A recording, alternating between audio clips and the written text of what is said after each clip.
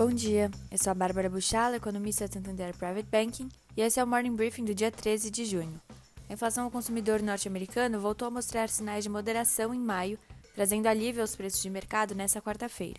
Além de apontarem para a desaceleração, os resultados foram abaixo do esperado pelo mercado, elevando as apostas de que o ciclo de cortes de juros possa ter início em setembro. O CPI registrou estabilidade ante abril, com a inflação caindo de 3,4% para 3,3% em 12 meses. No mesmo sentido, o núcleo do CPI, que exclui preços mais voláteis como energia e alimentação, recuou de 3,6% para 3,4% na mesma comparação, subindo 0,2% na margem.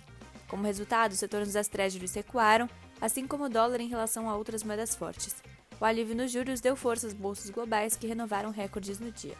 Apesar de terem fechado em baixa em relação ao dia anterior, as taxas das Treasuries devolveram parte do alívio devido à atualização das projeções do Comitê de Política Monetária do Fed. O Federal Reserve manteve os juros das Fed Funds inalterados na banda de 5,25% a 5,50% ao ano em sua reunião de junho. O FOMC fez poucas alterações em seu comunicado, deixando de citar a falta de progresso na desinflação e avaliando agora que houve um modesto progresso nessa trajetória em direção à meta de 2% nos últimos meses. Porém, na atualização das projeções, a mediana das estimativas do comitê aponta para apenas um corte de juros de 0,25 ponto percentual em 2024, e não mais 3 cortes, conforme havia sido informado em março. Para 2025, o Fed passou a ver um juro levemente maior do que na última projeção, mas manteve a expectativa de juros em 2026 em 3,1%. O FOMC também revisou para cima suas projeções para a inflação ao consumidor deste e do próximo ano. Assim, a autoridade monetária segue projetando que a meta de inflação de 2% só será atingida em 2026. Em coletiva de imprensa, o presidente do Federal Reserve, Jerome Powell, afirmou que as projeções de inflação e de um corte da taxa de juros são conservadoras, sugerindo que poderiam ser revisadas caso novas leituras benignas de inflação, como a de ontem, fossem observadas mais à frente. Assim, o cenário de juros nos Estados Unidos segue dependente dos dados, e embora o Fed tenha sinalizado pouco espaço para cortes esse ano, a continuidade do processo de desinflação nos próximos meses pode abrir espaço para alguma flexibilização adicional ainda em 2024.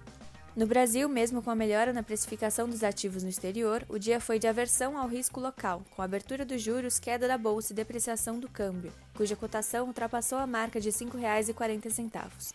O mercado, que já era cético em relação ao cumprimento das metas de resultado primário estipuladas pelo novo arcabouço, enxerga poucas soluções restantes para o ajuste das contas públicas, em um ambiente de crescimento dos gastos e dificuldade na articulação entre Executivo e Congresso. Na frente de dados econômicos, o volume de serviços prestados em abril cresceu 0,5% na comparação com o resultado de março, quando o avanço também foi revisado para cima. A leitura veio levemente mais forte do que a mediana esperada pelo mercado.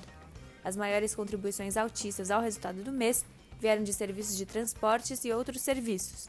Dado o crescimento da renda e a robustez do mercado de trabalho, devemos observar continuidade no desempenho positivo da demanda doméstica na primeira metade de 2024. No entanto, destacamos o forte recuo na margem dos serviços prestados às famílias, que perdeu o avanço dos últimos meses. Já a categoria de serviços profissionais, administrativos e complementares também recuou em abril, contribuindo para a percepção de que as atividades de serviços com maior impacto sobre a inflação ao consumidor parecem sofrer alguma acomodação. Na agenda desta quinta-feira, a atenção ficará voltada ao resultado da inflação ao produtor nos Estados Unidos, que pode ajudar a calibrar as expectativas para o início e magnitude do afrouxamento monetário no país. No Brasil, conheceremos o resultado do varejo em abril. Se você quiser mais detalhes desse e de outros assuntos, acesse o Morning Briefing. Por hoje é só e nos vemos amanhã.